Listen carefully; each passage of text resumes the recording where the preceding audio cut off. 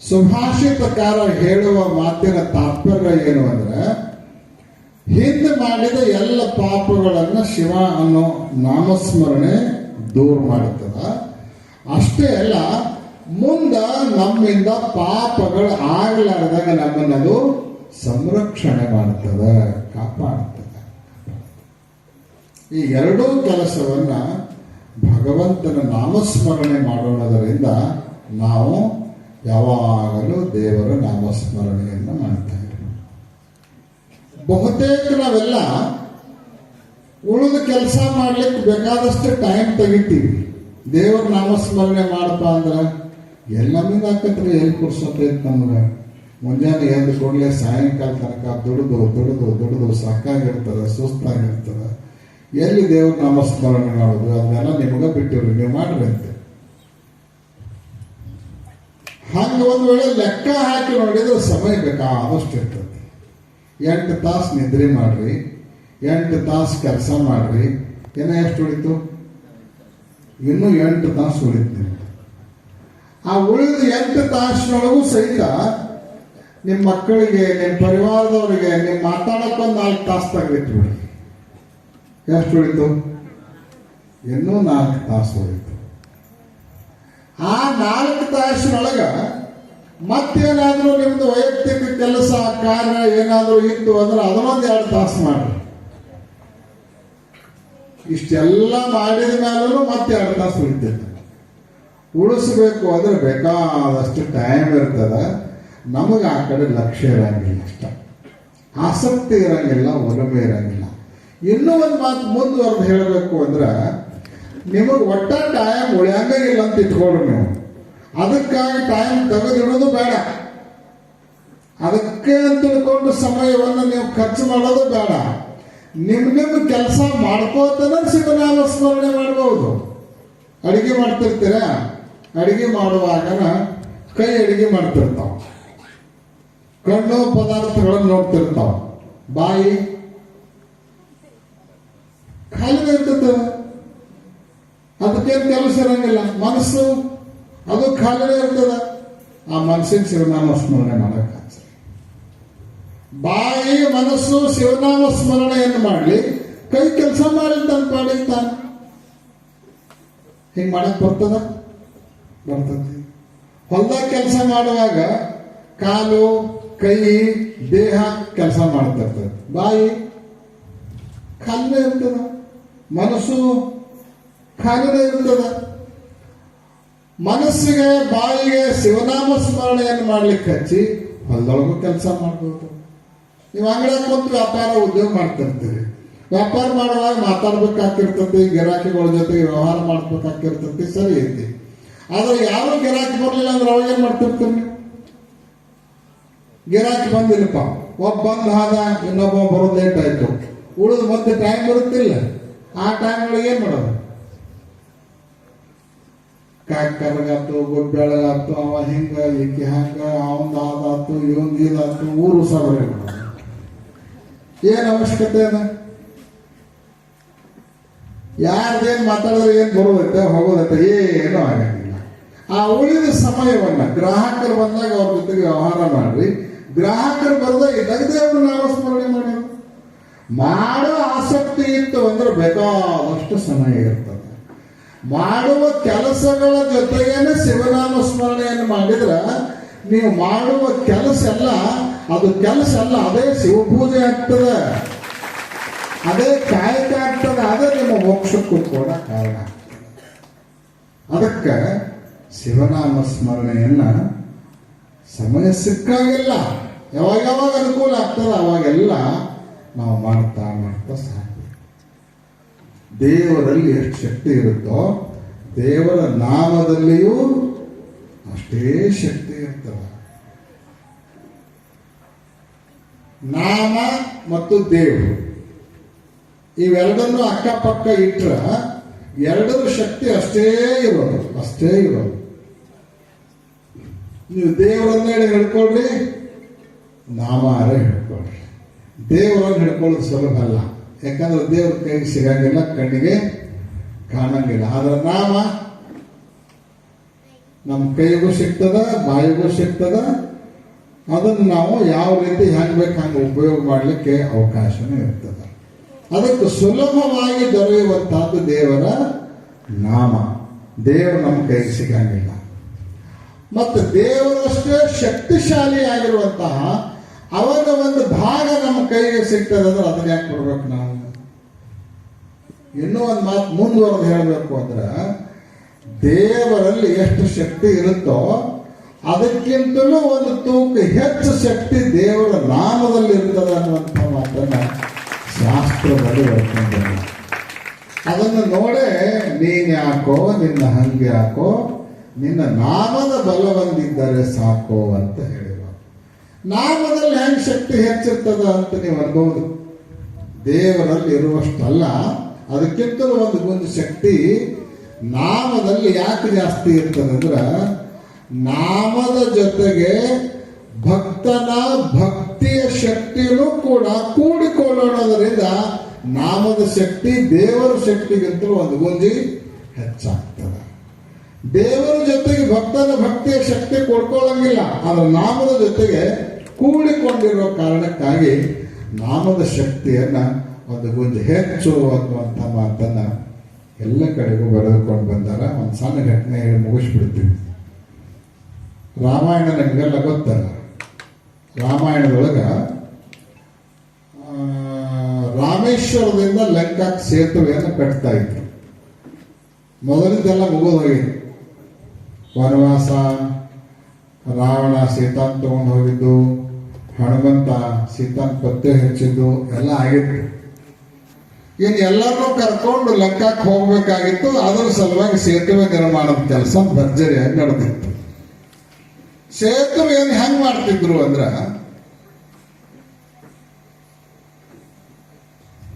ಹನುಮಂತ ದೊಡ್ಡ ದೊಡ್ಡ ಕಲ್ಲುಗಳ ಮೇಲೆ ಜೈ ಶ್ರೀರಾಮ್ ಅಂತ ಬರೀತಿದ್ದ. ಒಂದೊಂದೇ ಕಲ್ಲನ್ನ ವಾನರರ ಹೆಗಲ ಮೇಲೆ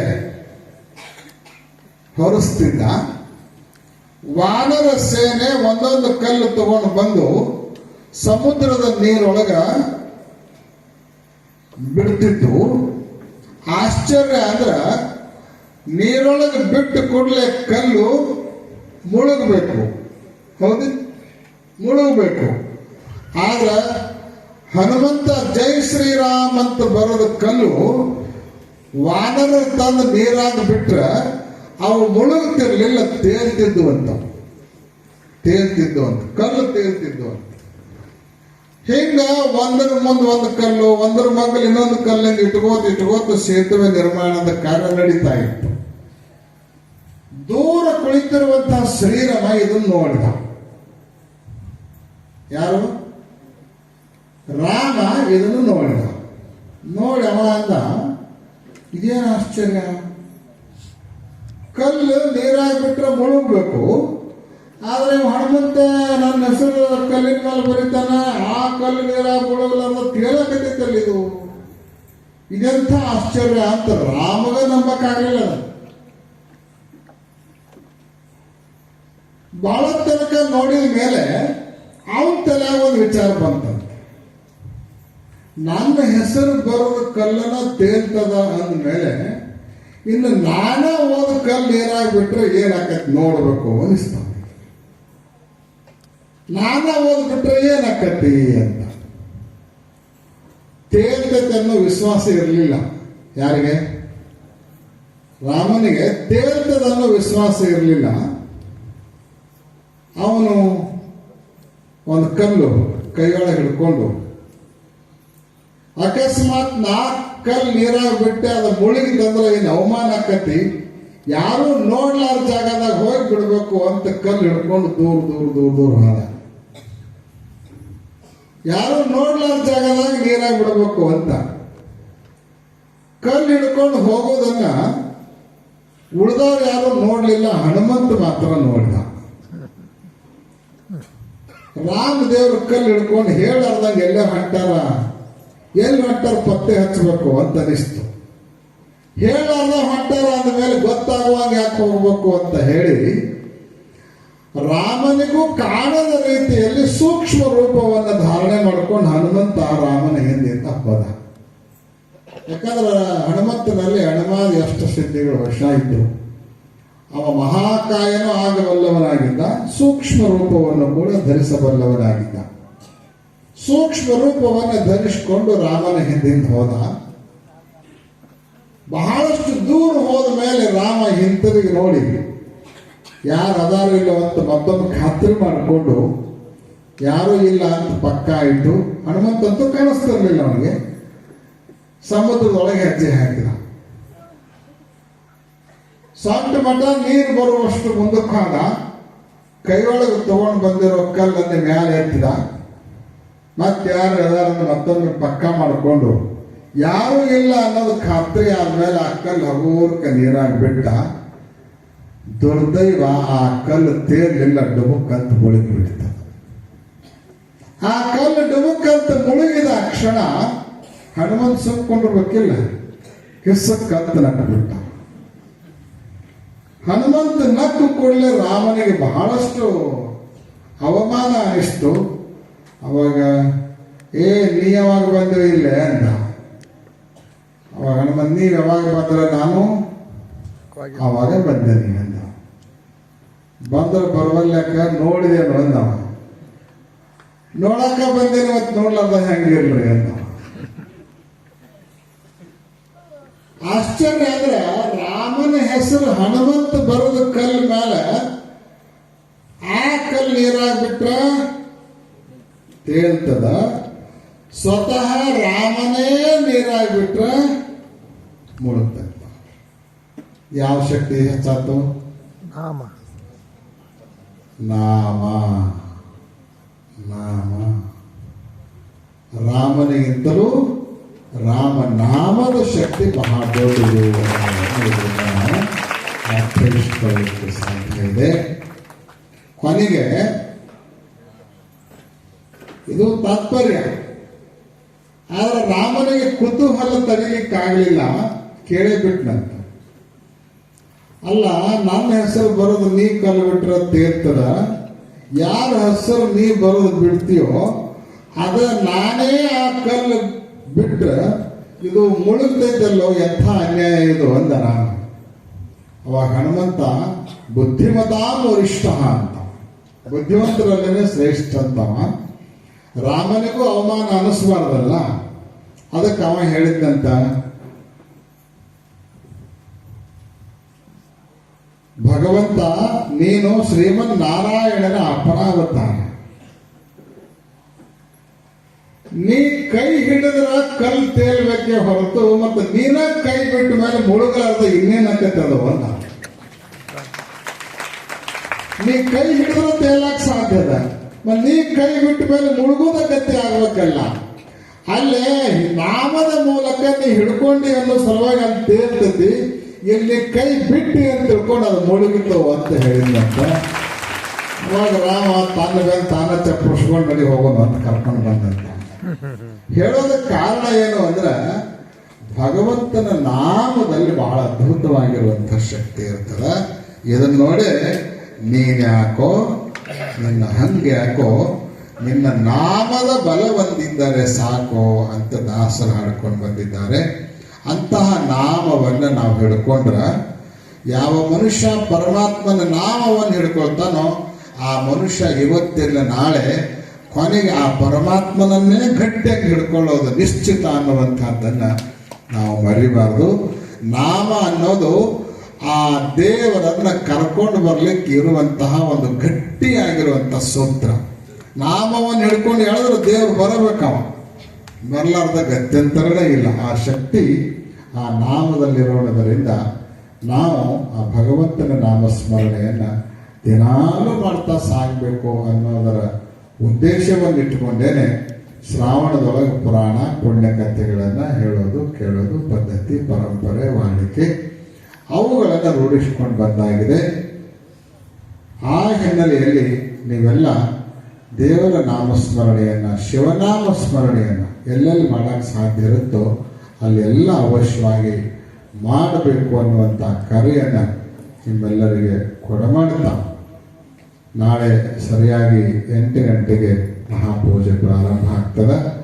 ಸಮಯಕ್ಕೆ ಸರಿಯಾಗಿ ನೀವೆಲ್ಲ ಬರಬೇಕು ಅನ್ನೋದನ್ನು ಸೂಚನೆಯಾಗಿ ತಿಳಿಯಪಡಿಸಿ, ಇಂತಹ ನಾಮಸ್ಮರಣೆ ನಮ್ಮೆಲ್ಲ ಜನ ಮಾಡೋದರ ಮೂಲಕ ಸದ್ಗತಿಯನ್ನು ಪಡ್ಕೊಳ್ಳಿ ಅನ್ನೋ ಉದ್ದೇಶವನ್ನು ಇಟ್ಟುಕೊಂಡೇನೆ ಪ್ರತಿ ವರ್ಷ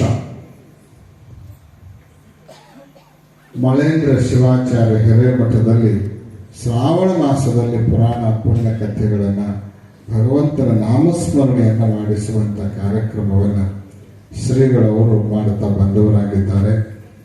ವಿಶೇಷವಾಗಿ ಅನೇಕ ಗಣ್ಯರನ್ನು ಕರೆದು ಇವತ್ತು ಗುರುರಕ್ಷೆಯನ್ನು ಕೂಡ ಕೊಡಿಸಿದವರಾಗಿದ್ದಾರೆ. ಅದರಲ್ಲಿ ಕ್ಷೇತ್ರ ಶಿಕ್ಷಣಾಧಿಕಾರಿಗಳು ಬಂದಿದ್ದಾರೆ, ಜಸ್ಕಾಮದ ಅಧಿಕಾರಿಗಳು ಬಂದಿದ್ದಾರೆ. ಒಬ್ಬರು ಒಳಗೆ ಬೆಳಕಾಗಿ ಕೊಡೋರಾದರೆ ಇನ್ನೊಬ್ಬರು ಹೊರಗೆ ಬೆಳಕಾಗಿ ಕೊಡೋರನ್ನ ಇಬ್ಬರನ್ನು ಕೂಡ ಕರ್ಕೊಂಡು ಬಂದು ಈ ವೇದಿಕೆಯಲ್ಲಿ ಗುರುರಕ್ಷೆಯನ್ನು ಮಾಡಿಸಿದ್ದಾರೆ. ನಿಮ್ಮ ಸ್ವಾಮಿಗಳು ಭಾಳ ಬುದ್ಧಿವಂತರು. ಯಾರ್ಯಾರನ್ನ ಯಾವಾಗ ಹೆಂಗೆ ಕರ್ಕೊಂಡು ಬಂದು ಏನೇನು ಮಾಡಬೇಕು ಮಾಡಿ ಮಠ ಬೆಳೆಸ್ಬೇಕು, ಭಕ್ತರ ಕಲ್ಯಾಣ ಮಾಡಬೇಕು, ಕಾರ್ಯಕ್ರಮ ಯಶಸ್ವಿ ಮಾಡಬೇಕು ಅನ್ನೋ ನ್ಯಾಯ ಕೊಟ್ಟಕ್ಕೆಲ್ಲ ಗೊತ್ತಿರುವಂಥ ಸ್ವಾಮಿಗಳು ಭಾಳ ಒಳ್ಳೆಯ ರೀತಿಯಿಂದ ಸಮಾರಂಭವನ್ನು ಸಂಘಟನೆ ಮಾಡಿದ್ದಾರೆ. ಅವರಿಗೆ ಪಾಲ್ಗೊಂಡಿರುವ ನಿಮ್ಮೆಲ್ಲರಿಗೂ ಕೂಡ ಸರ್ವಮಂಗಲವನ್ನು ಹಾರೈಸಿ ನಮ್ಮ ಜಮಖಂಡಿ ಶ್ರೀಗಳವರು ಒಳ್ಳೆಯ ಗೀತೆಯನ್ನು ಪ್ರಸ್ತುತಪಡಿಸಿದ್ದಾರೆ. ಅವರಿಗೆ ಜೈನಾಪುರದ ಶ್ರೀಗಳವರು ಏನು ನಿಮ್ಮ ಮಾರ್ಗದರ್ಶನವನ್ನು ಮಾಡಿದ್ದಾರೆ ಅದನ್ನು ನೀವೆಲ್ಲ ಅನುಸರಿಸಿ ನಾಳಿನ ಪೂಜೆಯಲ್ಲಿ ಪಾಲ್ಗೊಳ್ಬೇಕು ಅಂತ ಸೂಚಿಸಿ, ತಮ್ಮೆಲ್ಲರಿಗೂ ಕೂಡ ಜಗದ್ಗುರು ಪಂಚಾಚಾರ್ಯರು, ಶ್ರೀಶೈಲ ಪೀಠದ ಎಲ್ಲ ಜಗದ್ಗುರುಗಳು, ಭ್ರಮರಾಮ ಮಲ್ಲಿಕಾರ್ಜುನ ಸ್ವಾಮಿಯರು ಆಯುಷ್ಯ ಆರೋಗ್ಯ ಭೋಗ ಭಾಗ್ಯಗಳನ್ನು ಕೊಟ್ಟು ಕರುಣಿಸಿ ಕಾಪಾಡಲಿ ಅಂತ ಹಾರೈಸಿ ಆಶೀರ್ವಚನವನ್ನು ಪೂರ್ಣಗೊಳಿಸ್ತಾ ಇದ್ದೇವೆ. ಓಂ ಶಾಂತಿ ಶಾಂತಿ ಶಾಂತಿ.